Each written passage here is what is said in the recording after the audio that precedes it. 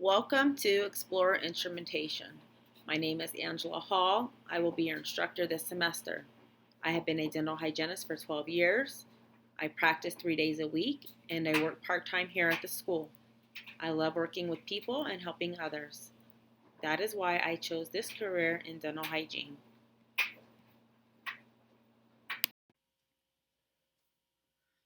A little bit about me. I like to travel, read books, hang out with my bestie, who's my husband. We enjoy biking, hiking, and riding the motorcycle. We recently have become empty nesters, so we really have been enjoying our time together. And this is my lovely husband and me hanging out, enjoying one of our days together. About the Explorer, it's been around the dental atrium for decades. The first dental instrument to be introduced into dental hygiene education. Learning to use the Explorer proficiently can be a complex process. A successful hygienist relies on their ability to detect and remove calculus deposits through the use of tactile sensitivity with the Dental Explorer. The challenge lies in effectively detecting and removing calculus from root surfaces. We also analyze radiographs to find subgingival deposits. Noting changes in subgingival conditions are also helpful in detecting hidden subgingival calculus. Overview and purposes. I will be instructing the class on how to detect calculus using various explorers used in dental hygiene.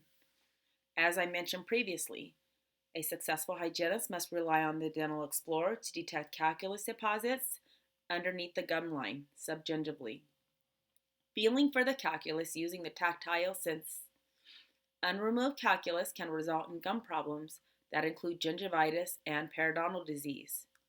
We will be practicing on typodonts and one another later on in clinic. Learning objectives. Detect and distinguish the texture of anatomical tooth structures of the tooth and restorations using tactile sensory stimuli. Identify various explorers and the function of the 1112, 1112 after 5, 3A, Orban, pigtail, also known as the cowhorn explorer. Learning objectives also include understanding and describing the relationship between the terminal shank and the long axis of the tooth. Adapt the working in into the tissue with proper intraoral fulcrum. Learning objectives. Walking the Explorer, performing walking strokes. Demonstrating calculus detection using sensory stimuli. Demonstrating the working in of the Explorer on both anterior and posterior teeth on the typodont. Demonstrating various explorers on the typodont. The dental hygienist should be knowledgeable about the recommended uses of each explorer to avoid injury to the periodontium. There are various explorer designs and characteristics. We will be learning these 5 explorers: 1112, 1112 after 5, Orban, cowhorn, also known as the pigtail, and the 3A explorer. During the video, pay attention to the terminal shank of the explorer. Look at how it is always parallel to the long axis of the tooth. Also pay attention to the fulcrum, the intraoral fulcrum, and the finger placement. The middle finger should not be on the shank.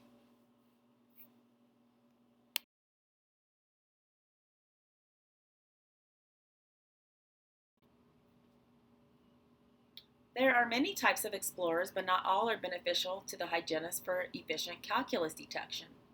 Selecting the proper explorer based on location and pocket depth, which is established through probing and analyzing radiographs. It's also very important to be knowledgeable of dental anatomy. All of these explorers are not useful for calculus detection. Dental explorers are available in a variety of designs, such as straight, curved, or extended shank length. The tip length and the curve may also vary between types of explorers. And you will learn as a dental hygienist that C is one of our favorite instruments. A is used in dental hygiene sometimes, and E can be used as well. The other two aren't so effective for calculus detection. The function of the Explorer. The Explorer is an assessment instrument. It is a flexible metal that conducts vibration from the working end to the clinician's fingers. This instrument will allow the hygienist to assess the tooth and detect subgingival calculus. It assesses dental restorations and sealants. Not all dental explorers are used for subgingival use. Choosing the right explorer is based on the location and the pocket depth, knowledge of the dental anatomy, and also viewing radiographs to confirm.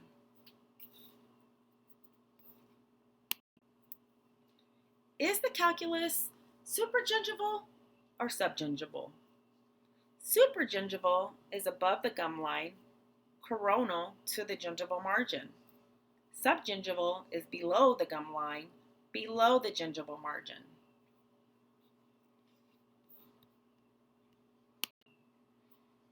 So as you can see in this diagram here, to the right-hand side is below the gingival margin. You would need an instrument that has a long shank to reach down below the gingival margin and assess the root structure.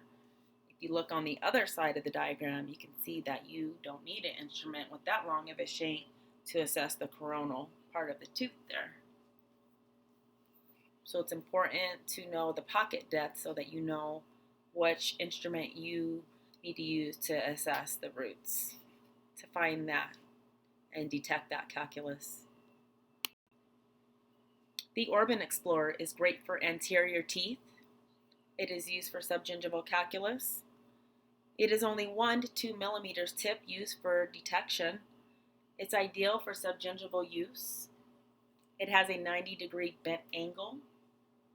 It is used on interior root surfaces, facial and lingual surfaces of posterior teeth.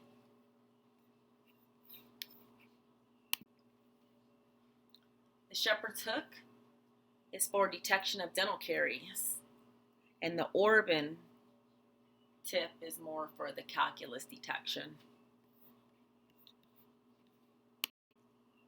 The Orban Explorer.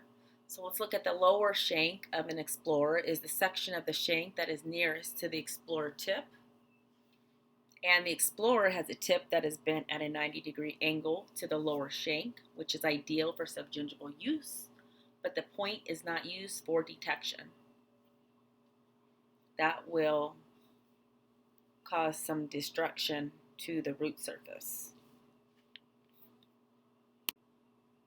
On a scale of 1 to 10, hygienists are an 11-12.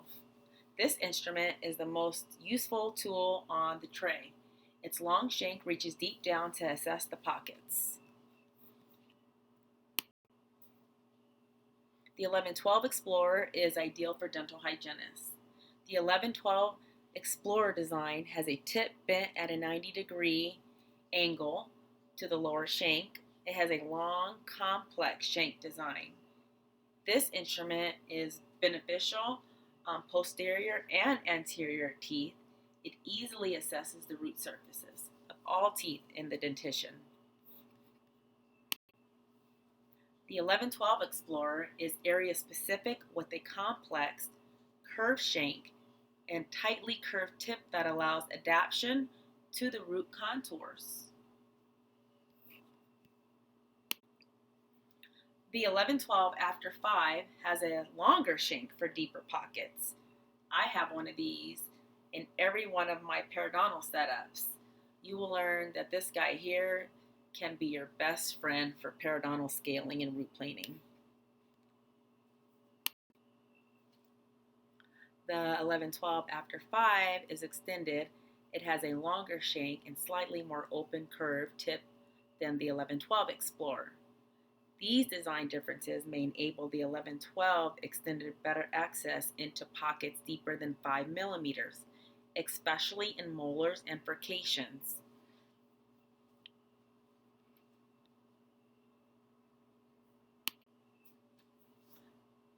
The pigtail, also known as the cow horn, are known by their shape. They kind of resemble a cow's horn. This explorer detects calculus in normal sulcus, in shallow sulcus. This explorer is extended no deeper than the cervical third of the root. And here is a picture of the cow horn. As you can see, it kind of does resemble the horns of a cow. The 3A Explorer has a straight shank and a 2 millimeter working end that fits deep into narrow pockets with tight tissue. It is designed for use with a vertical or horizontal stroke. The 3A is a single working end. It has a curved type Explorer.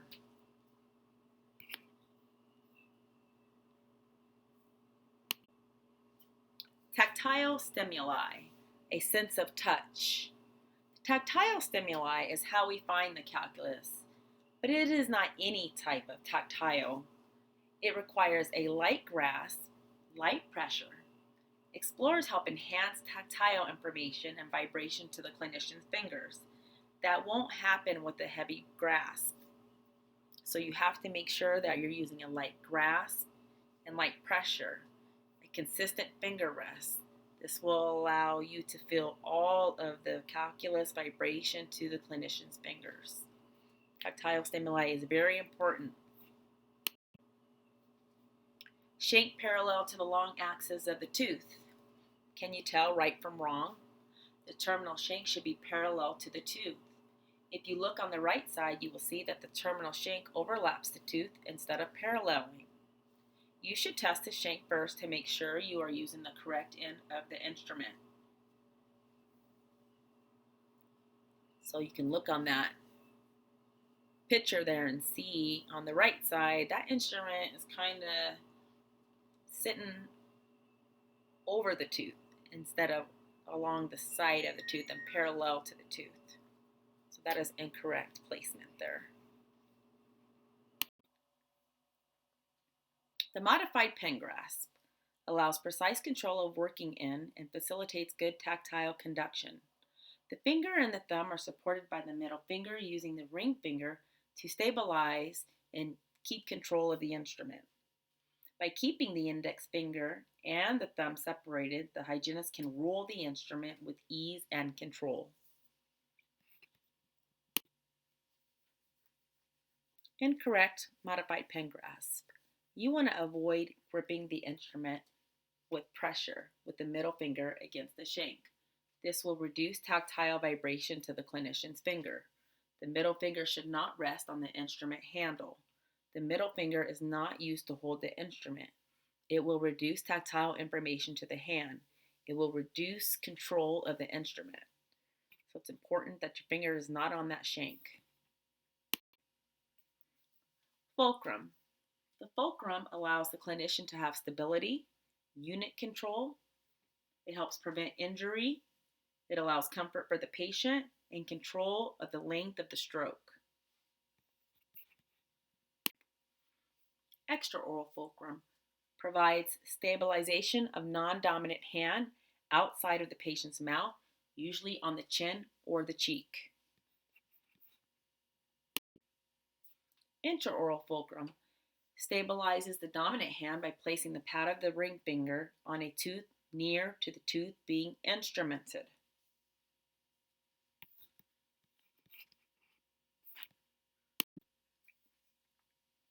Technique for strokes. Make sure that the tip is below the gingival margin and that the curve is inward toward the tip. The assessment stroke should be short in length and involve many overlapping strokes.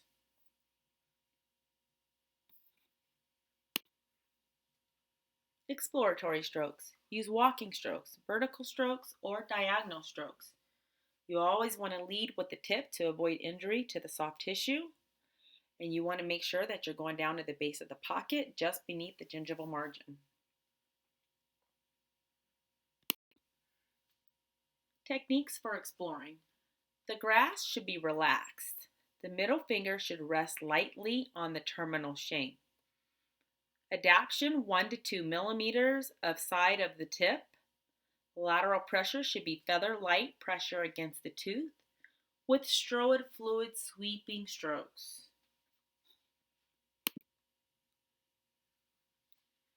Strokes keep in contact with the root as you move across the tooth. Move the explorer in a series of short overlapping strokes that stay in contact with the root surfaces to ensure the entire root area is evaluated. Strokes should be 2 to 3 millimeters in length and multi-directional over the entire root surface. It is important to adapt 1 to 2 millimeters of the tip of the explorer to the tooth surface to accurately detect calculus deposits. Demonstrating on the typodont. It's most important that you make sure you're using the proper working end. The terminal shank of the explorer should be parallel to the long axis of the tooth. I would like everyone to take your explorer and practice on the typodont. Make sure the terminal shank is parallel to the long axis of the tooth. Also, watch your grasp. Make sure that it is a light grasp, not too heavy grasping the instrument. Strokes to access the roots. You want to assess the entire root. Stroke direction will depend on the tooth. At the beginning of the appointment, clinicians explore to map out calculus deposits. At the end of the appointment, they explore again to determine their success in deposit removal. Strokes should be diagonal, multi-directional, oblique, and horizontal. This way you make sure you cover all of your bases. Oblique strokes are used on facial and lingual surfaces of the posterior teeth. Vertical strokes are used on anterior teeth. Vertical strokes are used on the facial and lingual and proximal surfaces on posterior teeth. Vertical strokes are used on mesial and distal surfaces. Horizontal strokes are used at the line angle of the posterior teeth, in the furcation areas, in deep, narrow pockets. They are also used on narrow root surfaces of the anterior teeth.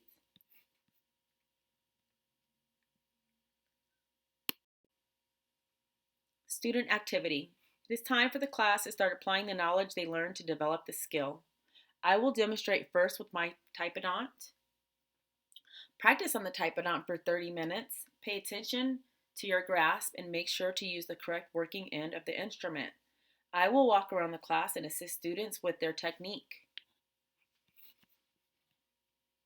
Okay, good. Hi class. I'm going to now explain how to use the 1112 Explorer on the typodont. The 1112 Explorer is an assessment instrument. This instrument, like all Explorer instruments, have 3 parts.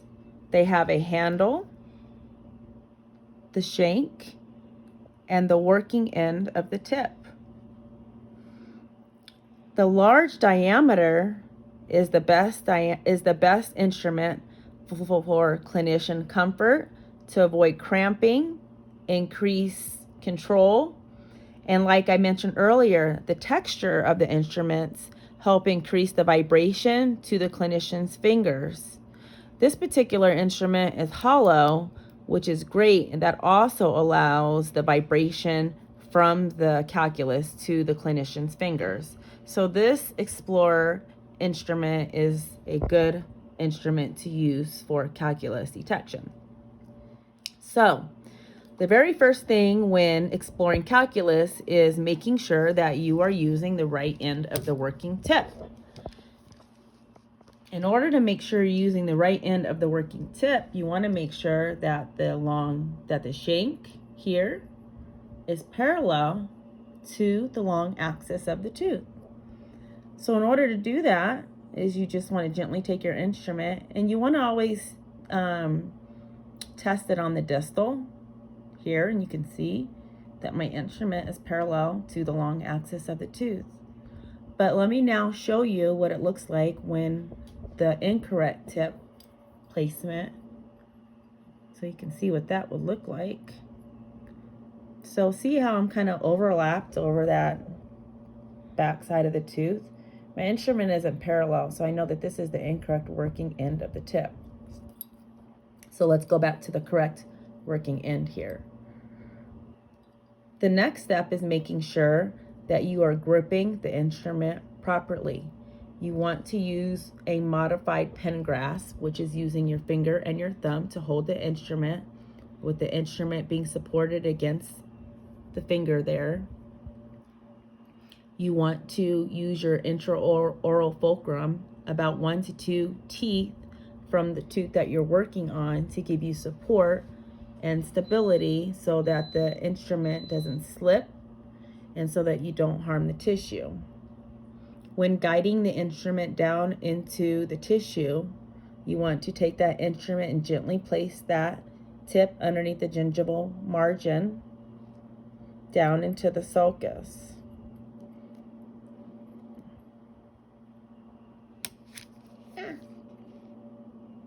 Okay, once you're down underneath the gingival margin onto the root surface, you want to make sure that you use what's called a walking stroke. The walking stroke allows you to assess the roots. You want to use vertical strokes.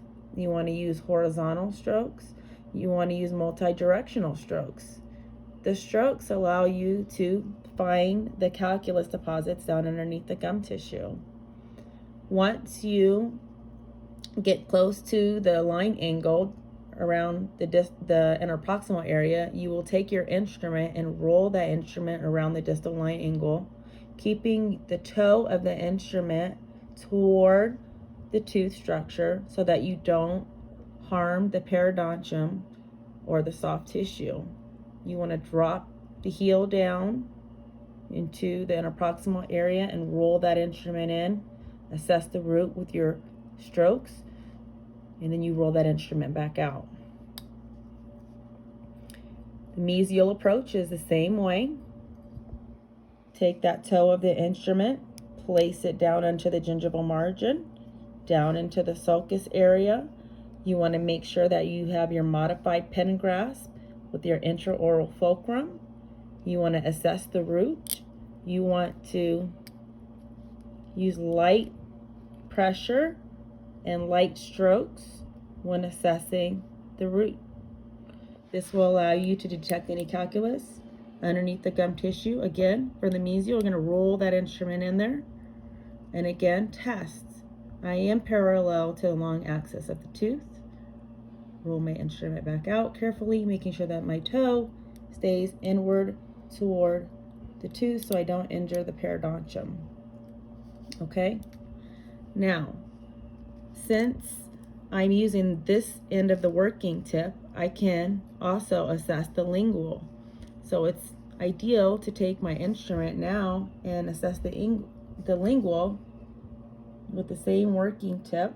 Again, take it down, gently place it down underneath the gingival margin, down into the sulcus, horizontal, vertical, multi-directional. Roll that instrument around the distal line angle. Feel for any calculus. Light pressure. The depth of the strokes depends on the depth of the pocket. You only want to stroke 2 to 3 millimeters in depth to assess the roots. The deeper the pocket, the longer the strokes. Okay. Now, I love this instrument because you can use this instrument on the entire dentition. So we are now going to test the interior teeth. So these teeth are much smaller and a lot more narrow.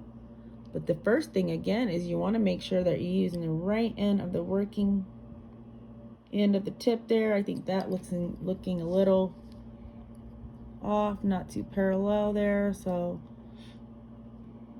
there's your correct working end. So make sure you have a nice intraoral fulcrum to support the instrument so you avoid slipping, tearing, harming the soft tissue. Have a nice solid modified pen grasp. Take your instrument down into the gingival margin gently. Make sure that the tip is turned inward so that you don't harm the root. Now, these teeth are really narrow, so you'll roll really quickly into that interproximal area, and you'll roll right back out. Okay?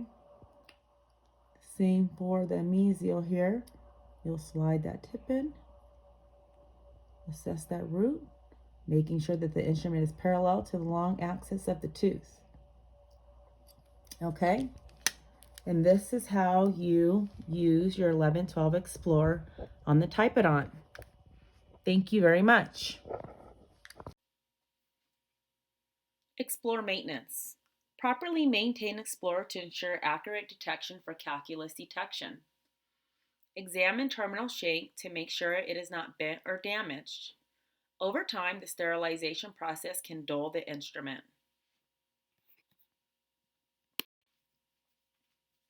Test for sharpness. Running the Explorer over a plastic stick can detect the sharpness of the Explorer.